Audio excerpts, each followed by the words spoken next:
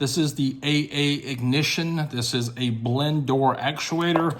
I got it for a Chevrolet truck here. I've already put it in. This right here was the factory one. The AA ignition fit completely perfect to the unit, and the blend door actuator works perfect again. And what I mean by that is during the summertime, this one right here was actually staying on hot, but since I replaced it, now we can adjust it to cold or hot, you know, depending on the temperature. So if you have a blend door actuator that's going bad, I would highly recommend this one.